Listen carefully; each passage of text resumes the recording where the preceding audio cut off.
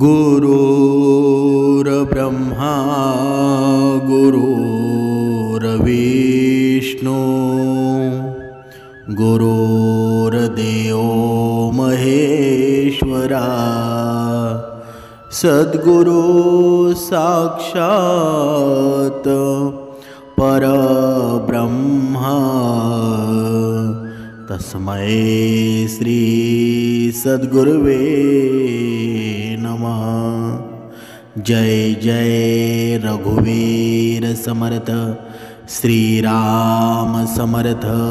सद्गुरु चरणांना नतमस्तक होऊन आपण या शुभ्र सकाळच्या वातावरणामध्ये या निरूपणास सुरुवात करूया। आताच दिवाळीचे दिवस चालू होणार आहेत आणि या दिवाळीच्या सणामध्ये जो सर्वात महत्त्वाचा जो सण येतो ना, तो म्हणजे भाऊबीजेचा। आणि भाऊबीज म्हणजे तरी काय, समर्थांनी सांगितलंच आहे ना, एका आसनात ज्याला काही नाव नसतं, भाषा नसते, बंधन नसतं, फक्त असतं ते निखळ प्रेम आणि कधी न तुटणारा विश्वास। भांडणं नक्कीच होतात, वादसुद्धा नक्कीच होतात, रुसवे फुगवेसुद्धा होतात, पण फक्त काही वेळेपुरतेच ना, कारण ते एकमेकांशी बोलल्याशिवाय राहू शकत नाही। हाच प्रेम आहे ना, हाच विश्वास आहे, तो एवढा घट्ट झालेला असतो ना। पण या आजच्या कलियुगाचा जर विचार केला तर आजच्या या कलियुगामध्ये बहीण भावाचं नातं तेवढं स्ट्रॉंग आहे का? बहीण भावाचं नातं तेवढं घट्ट आहे का? पण समर्थांनी या निरूपणामध्ये सांगितलेलं आहे, प्रत्येक बहिणीनं आणि प्रत्येक भावानं ही आता भाऊबीज येणार आहे ना, या भाऊबीजेला एक संकल्प करायचा आहे की माझं काही झालं ना तरीही या पैशामुळं, या धनसंपत्तीमुळं मी नातं तुटू देणार नाही। पण या कलियुगाला शापच आहे ना की प्रत्येक मनुष्याच्या जीवनामध्ये अहंकार रूपी रावण आहे ना, तो प्रत्येकाच्या मनामध्ये घुसलेला आहे। पण त्याला एक शस्त्र आहे, ते कधीच बघा जवळसुद्धा येऊ देणार नाही, ते म्हणजे सद्गुरू भक्ती आहे ना, समर्थ विचार आहेत। ज्यानं समर्थ विचार निर्माण केले ना, त्याच्या मनामध्ये निर्माण केले, त्याच्या भाऊ बहिणीचं नातं आहे ना, ते अखंड तसंच राहील, ते अखंड तेजोमय राहील। समर्थांनी सांगितलेलं आहे ना, या मनुष्याच्या जीवनातील जर अहंकार बाजूला केला ना तर फक्त प्रेमच शिल्लक राहिलं। पण आपल्या जीवनामध्ये प्रेम आहे का? बघा, आपण ऐकलंसुद्धा असेल, सोनियाच्या ताटी उजळलेल्या ज्योती, ओवाळी ते भाऊ राया रे, वेड्या बहिणीची ही वेडी माया। म्हणजे काय? म्हणजे या बहिणीची माया एवढी वेडी असते ना, जेव्हा आपल्या घरामध्ये आपली आई जिवंत असते, जेव्हा आईचा मृत्यू होतो ना, त्या आईच्या मृत्यूनंतर खरं तर आपल्याला हवीशी वाटणारी जी आई असते ना, ती आपली बहीणच असते ना। ज्यांना आई नाही ना आणि बहिणीची माया त्यांना मिळते ना, त्यांना विचारा बहीण ही काय असते। म्हणून प्रत्येक भावाने आपल्या बहिणीचं नातं टिकवण्यासाठी काहीतरी तडजोड करायला हवी।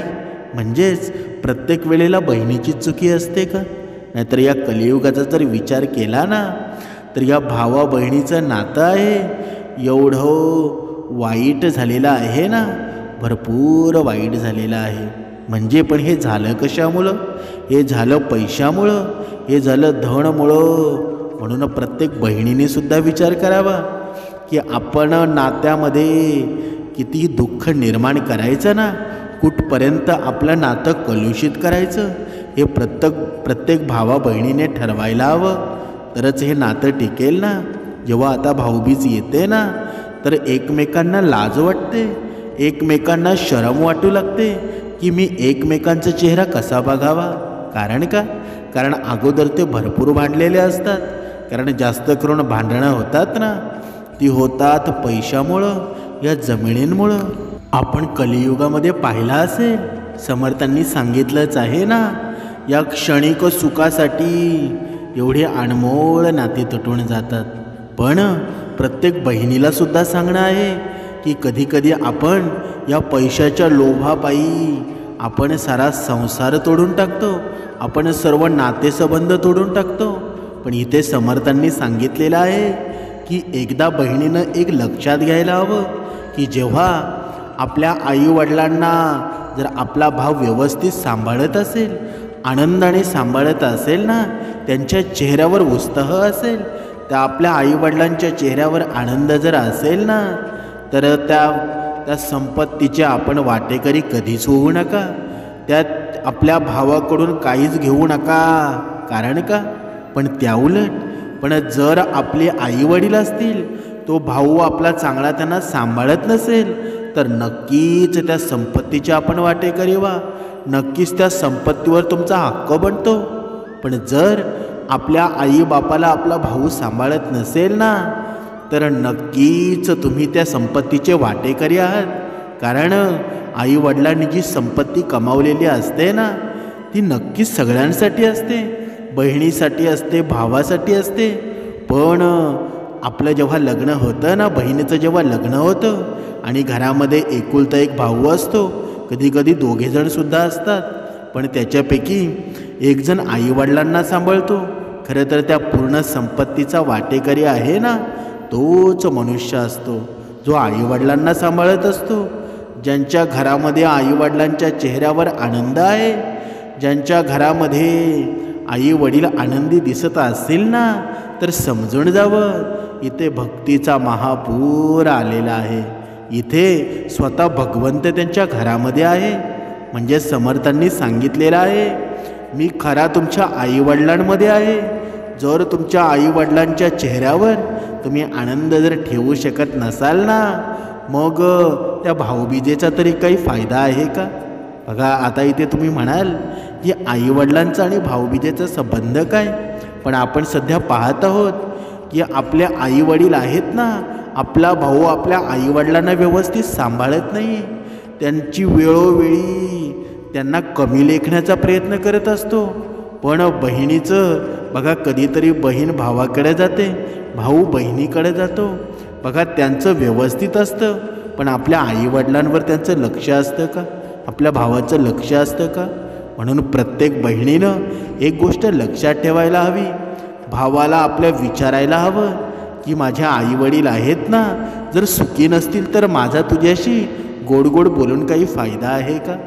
म्हणून या सर्व गोष्टी आहेत ना, बहिणीने सुद्धा भावाला विचारायला हव्यात. कारण आजचे आईवडील आहेत ना, खूप दुःखामध्ये आहेत, काही तर वृद्धाश्रमामध्ये आहेत.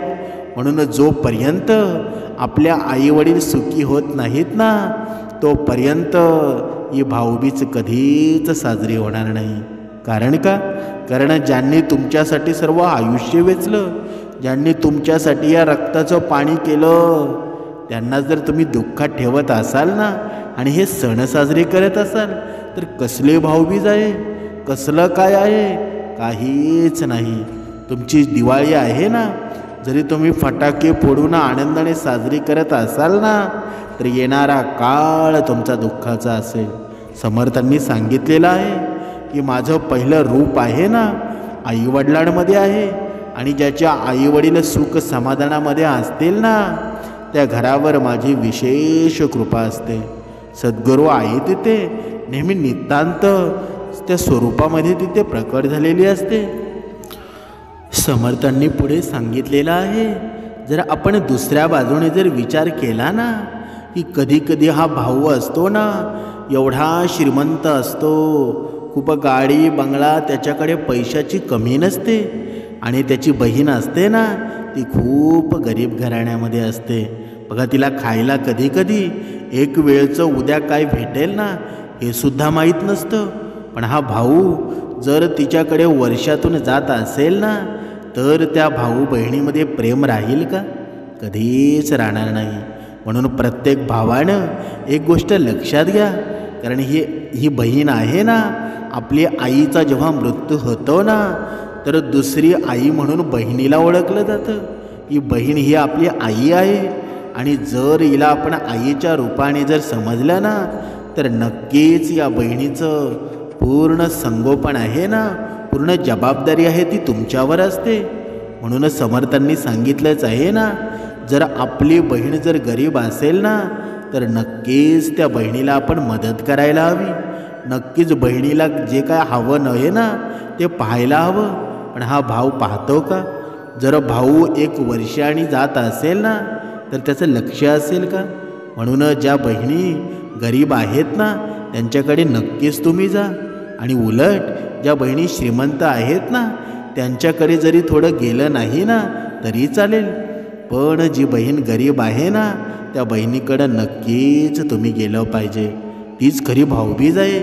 तुम्ही भाऊबीजेच्या दिवशी ही भाऊबीज तुम्ही साजरी करताना ही आज भाऊबीज साजरी केली नाही तरी चालेल, पण वर्षाचे 365 दिवस आहेत ना, त्या 65 दिवसामध्ये आपण बहिणीकडे किती जातो हे प्रत्येक भावानं बघा, प्रत्येकानं त्याच्या मनाला विचारावं आणि मग त्याचं उत्तर तुम्हाला मिळेल.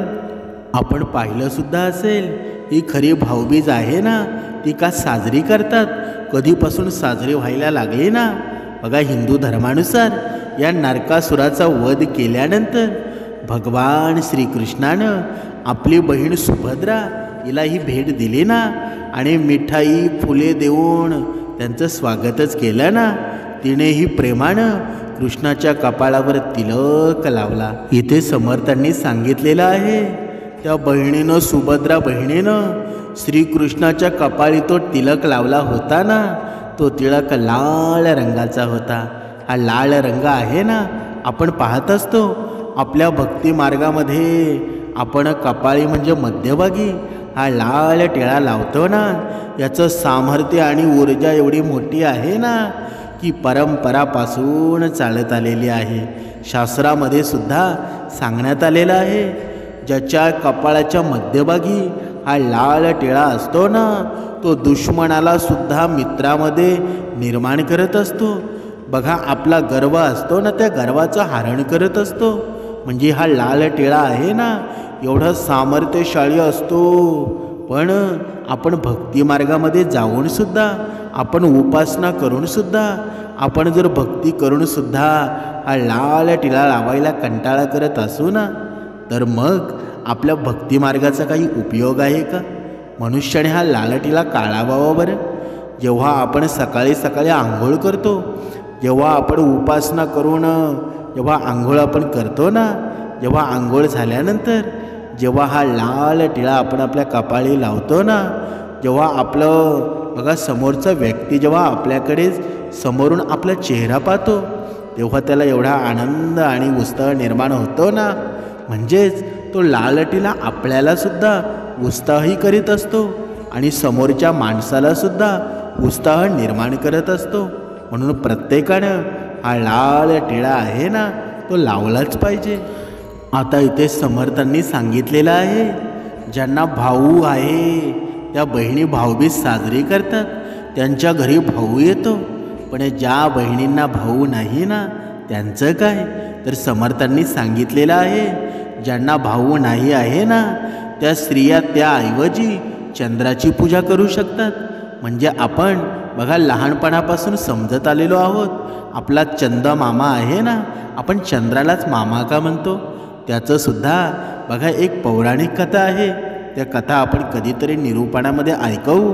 बघा, म्हणून प्रत्येक ज्या बहिणीला भाऊ नाही ना, म्हणजे कधीकधी भाऊ तिच्यापासून खूप दूर राहतो, तिच्या घरी जाऊ शकत नाही, ती तिच्या भावाच्या दीर्घ आयुष्यासाठी आणि आनंदासाठी या चंद्रदेवाची म्हणजेच चांदोबाची आपण प्रार्थना करावी, चांदोबाला आरती करावी. म्हणून ही चंद्राची जेव्हा आपण पूजा करतो ना तेव्हा आपल्याला सुख निर्माण होतं. म्हणून समर्थांनी सांगितलंच आहे ना, हा दिवाळीतील शेवटचा पण तितकाच महत्त्वाचा सण आहे ना, तो म्हणजे भाऊबीज आहे. म्हणून बहीण आणि भावाच्या नात्यातील गोडवा आहे, हा वृद्धिंगत करणारा सण आहे, नात्याची विण घट्ट करणारा सण आहे. म्हणून भाऊबीज साजरी केली जाते. या दिवसाला यम द्वितीया असं सुद्धा म्हणतात बघा. आणि हिंदीमध्ये या सणात भाई दूज असं सुद्धा म्हटलं जातं. म्हणजेच बघा वेगवेगळ्या राज्यांमध्ये वेगवेगळ्या नावाने हा सण ओळखला जातो. म्हणजेच हा भाऊबीजेचा सण आहे ना तो सगळीकडे मोठ्या उत्साहात साजरा होतो. बघा नेपाळमध्ये देखील साजरा होतो हा दिवस आहे ना, म्हणजे प्रत्येक राज्यामध्येच साजरा होत असतो. आणि या दिवशी बहीण भावाच्या आपल्या दीर्घ आयुष्यासाठी प्रार्थना करत असते. म्हणून भाऊबीज का साजरी करतात ना, आणि यम द्वितीयेची नक्की कहाणी काय आहे ते आता आपण जाणून घेऊया. सूर्यदेवाची पत्नी बघा, तिचं नाव होतं छाया, आणि हिच्या पोटी यमराज आणि यमुना यांचा जन्म झाला. बघा, ही कथा आहे ना ती लक्षपूर्वक ऐका, कारण या कथेचं सार आहे ना, नक्कीच तुम्ही ही कथा ऐकलेली असेल, पण या निरूपणामध्ये ही कथा आहे ना हे सांगणं गरजेचं आहे. त्यामुळं तुम्हाला हे निरूपणसुद्धा कळेल आणि तुमच्या जीवनामध्ये आनंद निर्माण होईल. बहीण भावाचं नातं एक संध निर्माण होईल. म्हणून ही सूर्यदेवाची पत्नी छाया, हिच्या पोटी यमराज आणि यमुना यांचा जन्म झाला. आणि यमुना आपला भाऊ यमराज याला आपल्या घरी येऊन भोजन करण्याची प्रेमाने विनंती करत असे. पण यमराज व्यस्त असल्यामुळं यमुनेबद्दल बोलणं टाळायचा. एकदा यमराज अचानक आपल्या दारात उभे असलेलं पाहून यमुना खूपच आनंदित झाली आणि तिनं प्रसन्न मनाने भावाचं स्वागत केलं आणि यमराजाला भोजन वाढलं. यावर प्रसन्न होऊन यमराजांनी बहिणीला वरदान मागायला सांगितलं. तेव्हा बहीण भावाला म्हणाली की तू दरवर्षी या दिवशी जेवण करायला येशील, आणि जी बहीण आपल्या भावाला या दिवशी जेवू घालेल ना आणि तिलक करेल त्यांना आपला भय नसावा. म्हणजे बघा, तथास्तु म्हणत यमराज यमपुरीला गेले. असं मानलं जातं की जे भाऊ या दिवशी यमुनेमध्ये पूर्ण भक्तिभावाने स्नान करतात ना, ते आपल्या बहिणींचं ते आदरातिथ्य स्वीकारतात आणि त्यांना त्यांच्या बहिणीला यमाचं भय नसतं. म्हणजे यम द्वितीयेचं महत्त्व आहे ना. या दिवशी यम आपली बहीण यमुना हिच्या घरी जेवायला गेला आणि नरकात पिचत पडलेल्या जीवांना त्या दिवसापुरतं मोकळं केलं. म्हणून या दिवशी आहे ना, भावाने बहिणीकडे जावं आणि बहिणीने भावाला ओवाळावं. म्हणून बहीण भावाच्या प्रेमाचा हा अत्यंत मंगळ दिवस आहे. म्हणून भाऊबीज आहे ना म्हणून साजरी केली जाते. म्हणून एखाद्या स्त्रीला जर भाऊ नसेल ना, तर तिने कोणालाही परपुरुषाला भाऊ मानून तिने ओवाळायला हवं. ते शक्य जर झालं नाही ना, तर चंद्राला भाऊ मानून ओवाळण्याची ही पद्धतच आहे ना. म्हणून आपल्या भावाला अपमृत्यू येऊ नये, तो चिरंजीवी राहावा अशी बहीण प्रार्थना करते. आणि अपमृत्यू येऊ नये म्हणून धनत्रयोदशी, नरक चतुर्दशी आणि यम द्वितीय या मृत्यूची देवता या यम धर्म याचे पूजन करून त्याच्या 14 नावांची तर्पण करण्यास सांगितलेलं आहे. आणि असं केल्यानं अपमृत्यू येत नाही अशी मान्यताच आहे ना. आता पाहूया या भाऊबीजेचे महत्त्व. या भाऊबीजेचा दिवस आहे ना, म्हणजे शरद ऋतूतील कार्तिक मासातील द्वितीयेचा हा चंद्र आकर्षक आणि वर्धमानता दाखवणारा आहे. तेव्हा या बीजेच्या कोरीप्रमाणे बंधू प्रेमाने वर्धन होत राहो, त्या मागची भूमिकाच आहे ना. म्हणून आपल्या मनातील द्वेष असू द्या. बघा, या असूया निघाल्यामुळं सर्वत्र बंधुभावनेची कल्पना जागृत होते. म्हणून त्याकरता हा भाऊबीजेचा सण साजरा केला जातो ना. म्हणून बहिणीने सुद्धा शुभ मुहूर्त बघून या भावाला ओवाळावं. आणि ओवाळताना भावाचं मुख आहे ना ते पूर्वेकडे असावं. ओवाळल्यानंतर यमाच्या नावानं चौमुखी दिवा लावून उंबरट्या बाहेर ठेवावं. बहिणीनं भावाच्या आवडीचं पदार्थ तयार करावेत. आणि जेवणात तांदळाचा पदार्थ अवश्य असावा. त्यामुळं भावाने ओवाळणी म्हणून बहिणीला भेटवस्तू द्यायला हवी. अशा पद्धतीनं अत्यंत प्रेमानं आणि ऊर्जेनं ही दोघांचं हे नातं आहे ना, ते असंच टिकून राहावं. दोघांनी परमेश्वराला प्रार्थना करावी की माझा मृत्यू येईपर्यंत या नात्याला कधीच कळंक लागू नये. हे नातं निरंतर तसंच राहावं, आमच्यामध्ये कधी भांडणं होऊ नयेत, अशी दोघांनी परमेश्वराकडं प्रार्थना करून ही भाऊबीज संपन्न करावी. आता आपण पाहूया की छत्रपती शिवाजी महाराजांनी सुद्धा भाऊबीज साजरी केली होती. ती कशा प्रकारे केली ना आता आपण पाहूया. कारण श्री छत्रपती शिवाजी महाराजांची ही भाऊबीज नक्की झाली कशी ती आता आपण पाहणार आहोत. छत्रपती शिवाजी महाराज बघा दक्षिणेकडे विजय करून आल्यानंतर बघा परतताना येताना बेलवाडी हे गाव लागलं आणि हे आता कर्नाटकामध्ये आहे. आणि या गावामध्ये एक देसाई गडी आहे. बघा भरपूर माऊलींना हा इतिहास माहिती असेल, पण या भाऊबीजेच्या दिवशी हा झालेला प्रसंग आहे ना तो प्रत्येकाला माहिती असणं गरजेचं आहे. आणि त्या वेळेला ते बेलवडी हे गाव होतं ना ते आता कर्नाटकामध्ये आहे. आणि या गावामध्ये एक देसाई गडी म्हणून आहे. ही मावळ्यांना जिंकायची होती आणि मोर्चे लागले, लढाया सुरू झाल्या. एक छोटीशी गडी, मावळे लढतायत पण गडी काही मिळेना. पण एक दिवस गेला, 8 दिवस गेले, 15 दिवस उलटून गेले, तब्बल 1 महिना लागला ही गडी जिंकायला. आणि ती गडी जिंकली सुद्धा. कोण होते त्या गडीत, कोण लढले एवढे चिवटपणे? ती होती मल्लाबाई. सावित्री तिचं नाव होतं, सावित्री देसाई. ही लढवत होती ती गडी. आणि ही गडी जेव्हा ताब्यात आली ना सावित्री कैद झाली. राजे गडीत गेले आणि गादीवर स्थानापन्न झाले आणि सावित्रीला समोर आणलं गेलं. ती घाबरलेली होती, गांगरलेली होती. आता माझं नक्की होईल कसं? तिला एक लहान मुलं होतं, त्याची काळजी लागली. मला शिवाजी राजा मारणार, माझं बाळ अनाथ होणार, आता मी काय करू? राजांच्या समोर रडायला लागली. महाराज मला मारा, ठार मारा, पण माझं लहान बाळ आहे, माझ्या बाळाला मारू नका, हवं तर माझं जीव घ्या. हे तिचे शब्द ऐकून महाराज गहिवरले. तिच्या बाळाला आणायची आज्ञा दिली. आणि बाळ जेव्हा महाराजांपुढं आणलं ना तेव्हा राजांनी ते छोटं बाळ हातामध्ये घेतलं.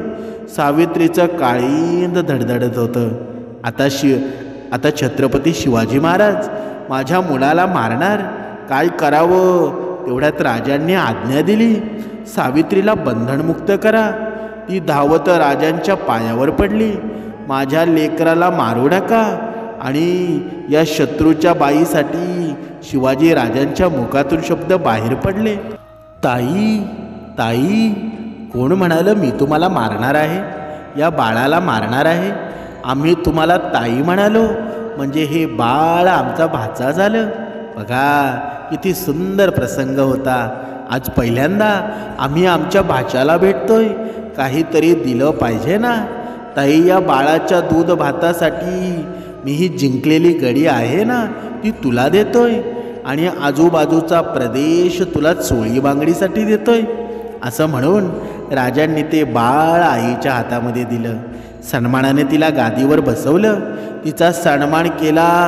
काय होतंय हे तिला कळत नव्हतं, पण मगाशी दुःखाने येणारे अश्रू होते ना ते आता आनंदाने वाहायला लागले होते.